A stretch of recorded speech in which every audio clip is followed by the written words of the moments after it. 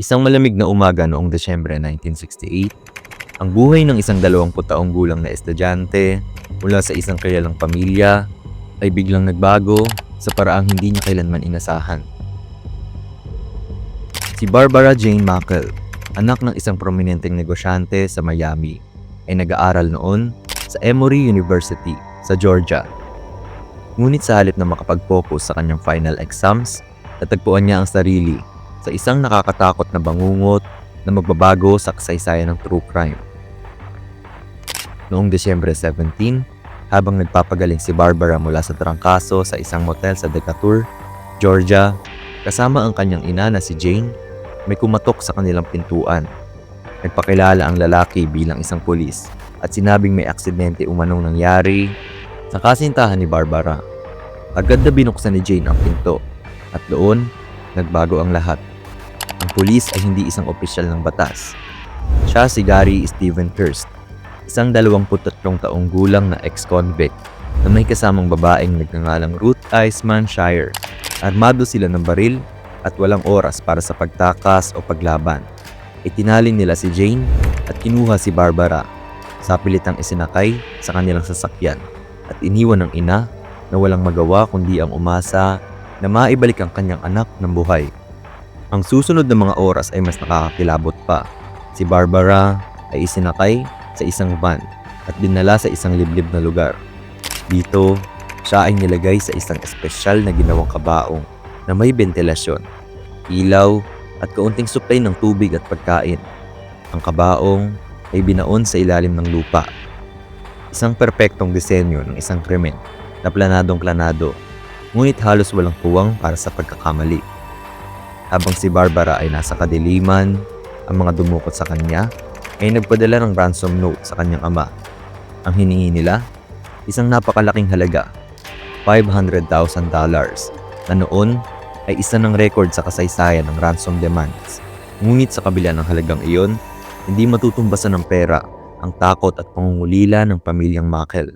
Habang naghihintay ng sagot mula sa mga otoridad at sa mga dumukot sa kanilang anak, si Barbara, isang estudyanteng 20 taong gulang mula sa Emory University at tagapagmana ng isang mayamang angkan ng real estate, ay nilagay sa isang masikip na kahon, ibinaon sa ilalim ng lupa.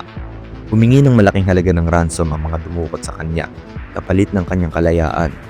Sa susunod na 3 araw, tahimik siyang naghintay sa dilim, umaasa at nananalangin na may darating upang iligtas siya. Naganap ito sa kasagsagan ng Kapaskuhan noong 1968. Si Barbara, na noon ay nagpapagaling mula sa tinatawag na Hong Kong flu na kumakalat sa kanilang universidad, ay sinamahan ng kanyang ina, si Jane Mackle, sa Rodeway Inn sa Decatur, Georgia.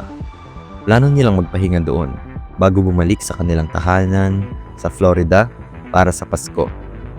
Ngunit bandang alas 4 ng madaling araw, isang malakas na katok ang gumising sa mag-ina. Sa labas ng pintuan ay isang lalaki na may suot ng sombrerong pampulis. Nagpakilala itong isang opisyal ng pulisya at sinabing na aksidente ang kasintahan ni Barbara na Stewart Hunt Woodward.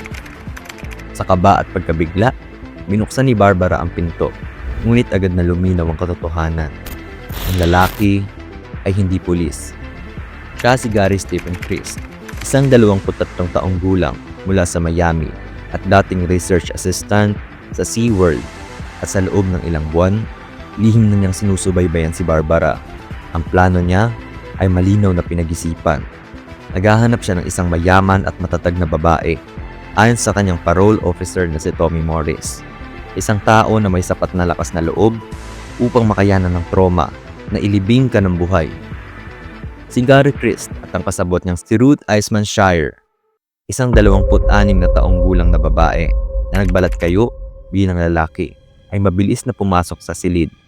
Nilagyan nila ng chloroform ang ina ni Barbara Mackle, dahilan upang mawalan ito ng malay. Ang chloroform ay isang chemical na ginagamit noon upang pansamantalang mawalan ng malay ang isang tao sa pamamagitan ng paglanghap nito.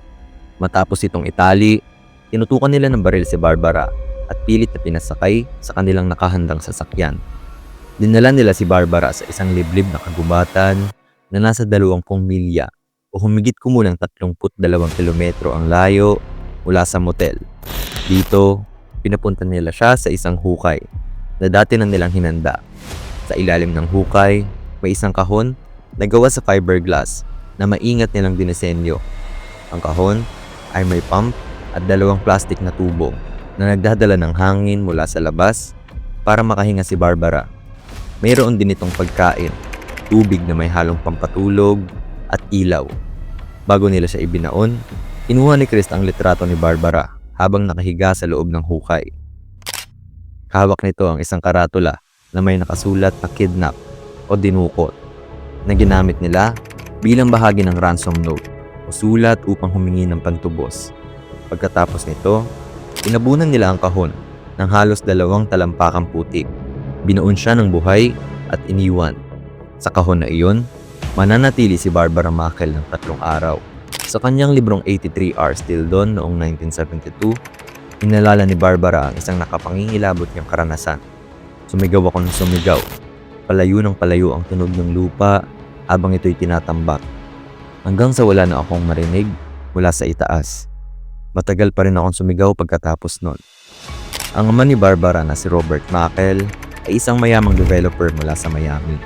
Tinawagan siya ni Chris at Iceman Shire upang humingi ng ransom na $500,000, alagang katumbas ng 3.5 million noong 2018.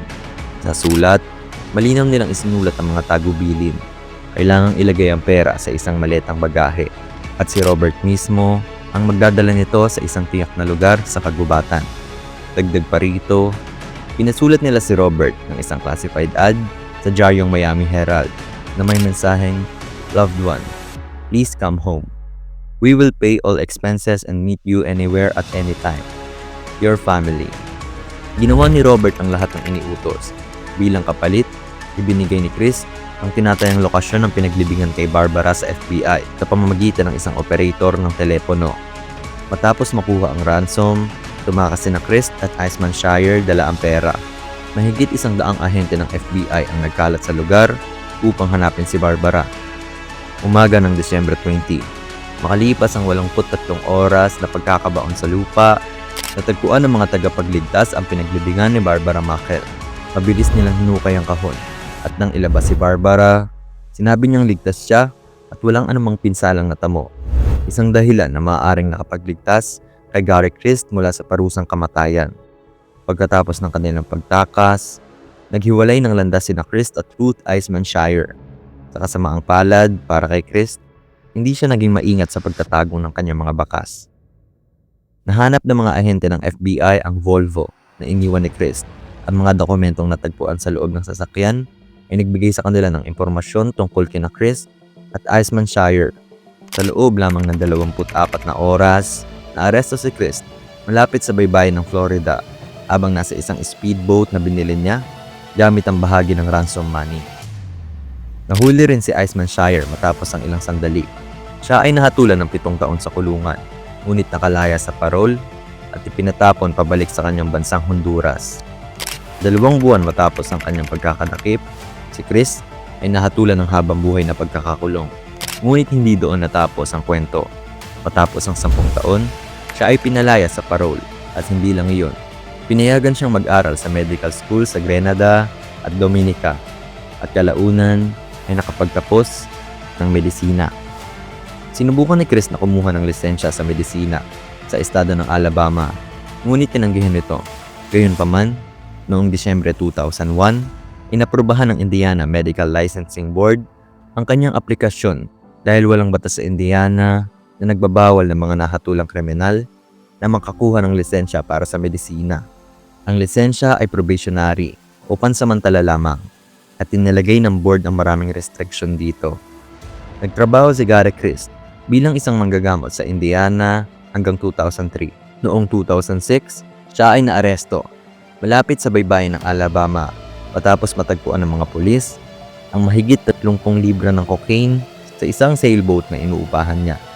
Inamin niya ang kasalanan sa drug smuggling at sa kabila ng kanyang nakaraang kasaysayan, siya ay nahatulan lamang ng 5 taong pagkakakulong. Samantala, si Barbara Mackle ay nagpakasal sa kanyang kasintahan sa kolehiyo na si Stewart Hunt Woodward.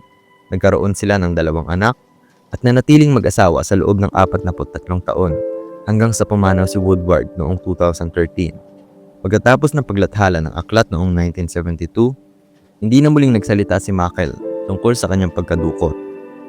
Nang tanungin si Barbara Mackell kung paano niya nalampasan ang nakapangingilabot ng karanasan, sinabi niya na alam niyang hindi siya mamamatay sa loob ng kahon at inisip na makakapiling niya ang kanyang pamilya sa Pasko.